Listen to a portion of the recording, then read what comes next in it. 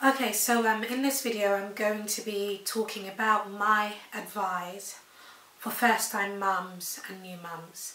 I think it's really important to make this video because I have learned a lot from my first pregnancy, which didn't end very well, and it would really break my heart to know that another woman has gone through the same thing that I went through, and also I think deep down I feel that there are certain things that could have been done differently, and had I known about them, I think my baby would have stood a better chance. So here's my advice to you. Pregnancy is just such an emotional roller coaster. You know, if you are expecting a baby and this is a planned pregnancy, then of course you are over the moon. However, there are women out there who this is a surprise to, and my first baby was certainly a surprise to myself and my husband because it wasn't planned. But nonetheless, each child, you know, deserves a chance. Every child, you know, all children deserve an equal chance of survival.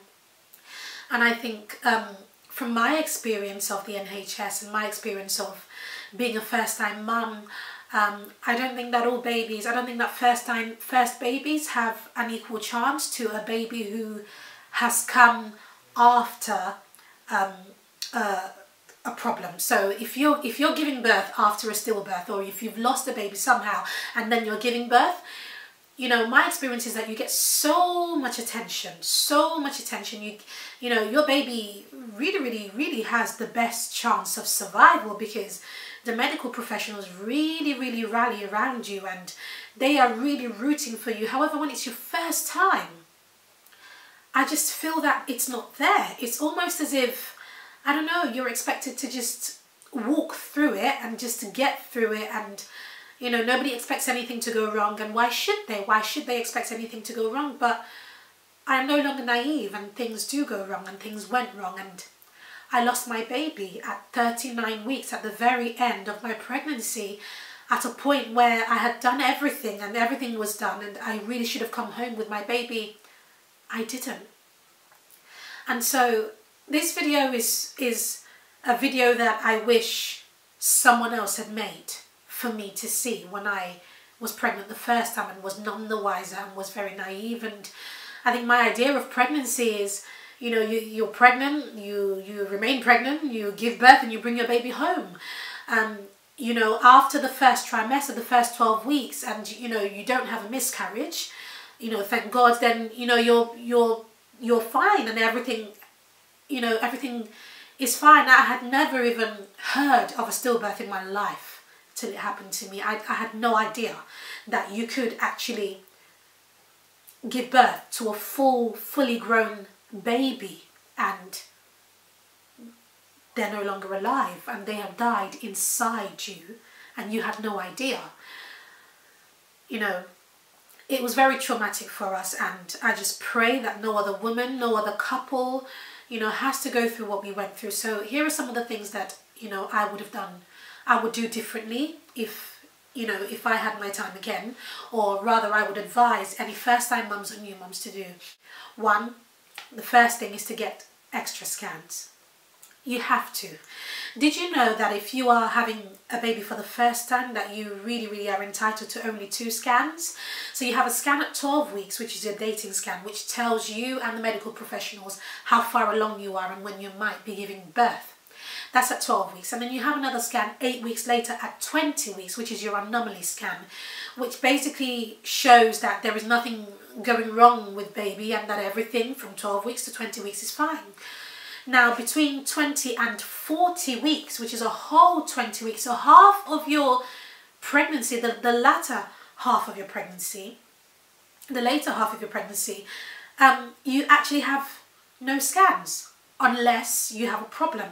So you are only offered a scan if there is a reason to offer you one. For example, if you haven't been unwell, or if you know, are extremely sick, or you've got swollen feet, or you start bleeding, or just something is going wrong in your body and they don't know why, so they decide to scan you to check that baby's doing well. That's when you get a scan. Now, I wasn't that fortunate. I was the healthiest healthiest pregnant woman you could have met. I was full of energy. I was putting on weight like any normal pregnant woman. My tummy was growing like any other pregnant woman. My baby was physically growing. Everything was fine. I kept to every single appointment. I attended every appointment, had every test that needed doing, you know, the blood test, the this, the that.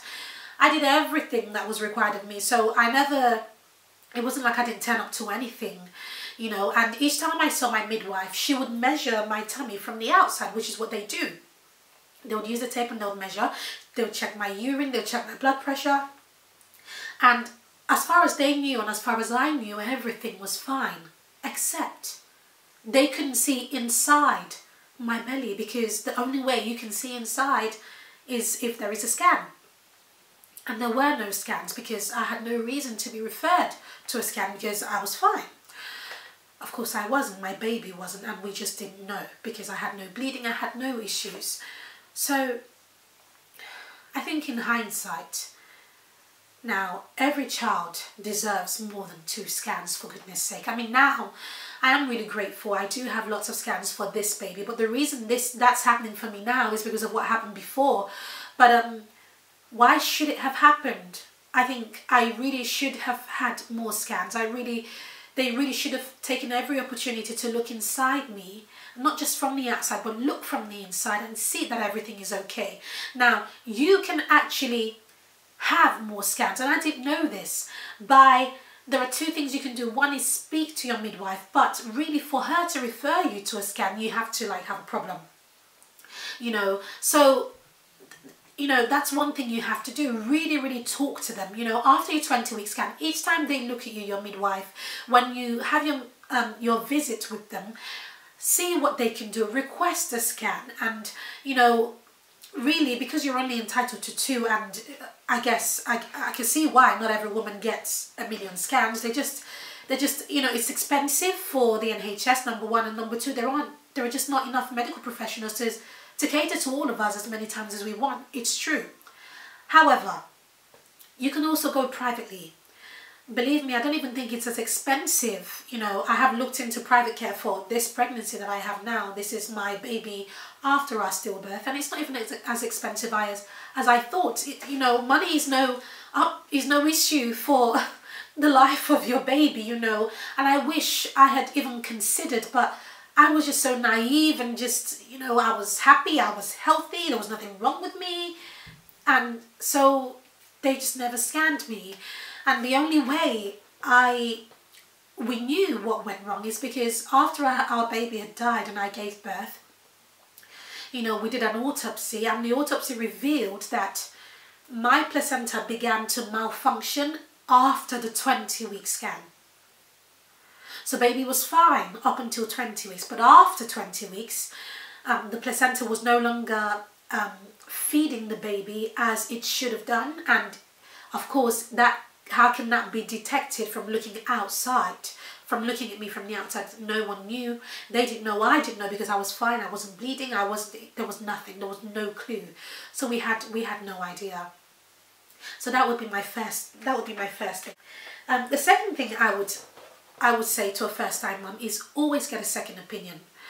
If you are unsure about anything that they say to you, you know, at the hospital that you're in, or your midwife says to you, don't just accept anybody's word for anything, because I tell you something, when push comes to shove, everybody puts their hands up and they say it's nothing to do with them. Nobody takes responsibility. Nobody ever took responsibility for what happened to our baby. Nobody ever, you know, it was nobody's fault, you know, and fine. I dropped it, whatever, we've moved on, we've been blessed with another baby. But at the end of the day, I would really say, if you are unsure about anything, if they even, you know, hint at, you know, your blood pressure or something in your urine or whatever, when they test you, your blood test, ask more questions and get a second opinion if you are unsure. Never take anybody's word for anything, because at the end of the day, it's not them who's pregnant, it's you. And God forbid anything goes wrong, they don't have to deal with it. You do. So that would be my second point. My third point would be proactive. Now, I have learned this from this pregnancy. You have to be proactive. With my current pregnancy, I have my husband and I, we have taken matters into our own hands. You know, we are so privileged, and thank God we do have a wonderful medical team around us this time. And, you know, we do have lots of scans and lots of opportunities to discuss things.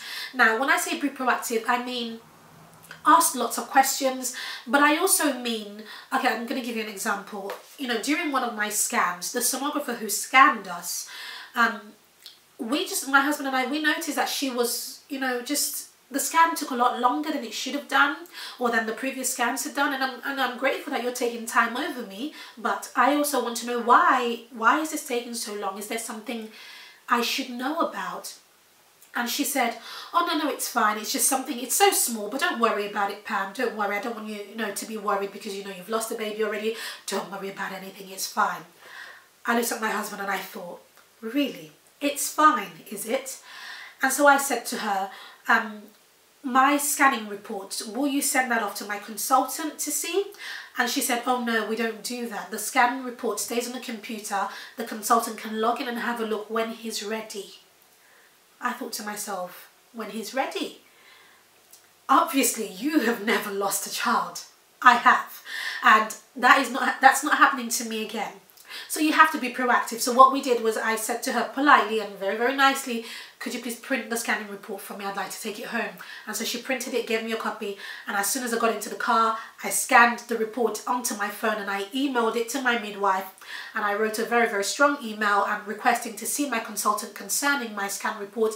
And within a couple of days, we had a meeting. And thankfully, when I had a meeting with him, he scanned me again and everything was all fine and all clear.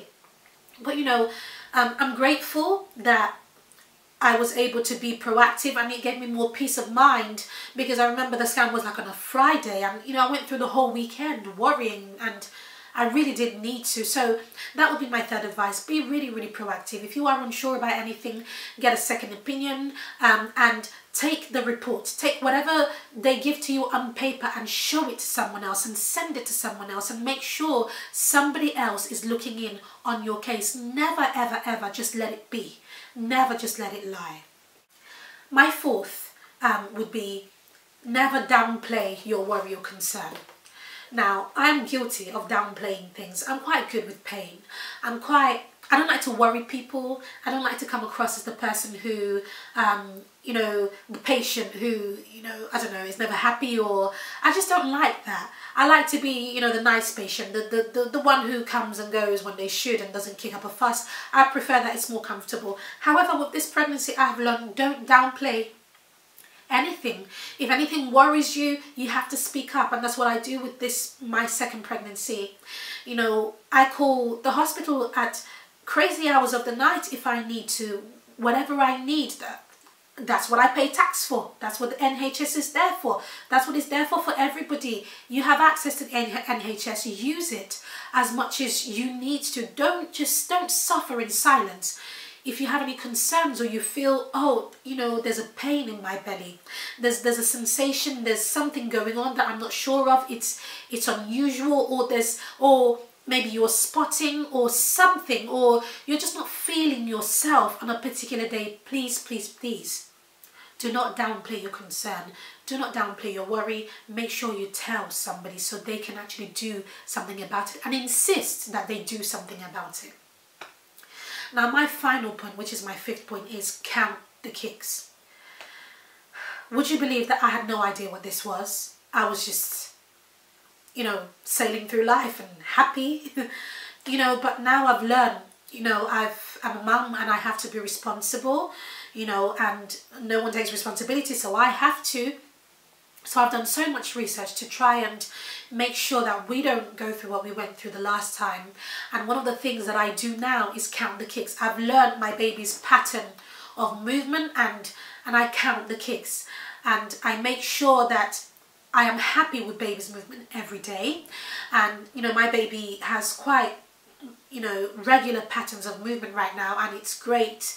And I make sure that at those times I keep an eye on the clock, and I know when baby is waking up, when baby's asleep.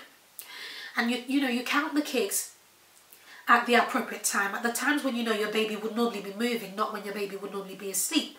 So you count your baby's kicks and you ensure that you are getting at least 10 kicks or 10 movements within the hour.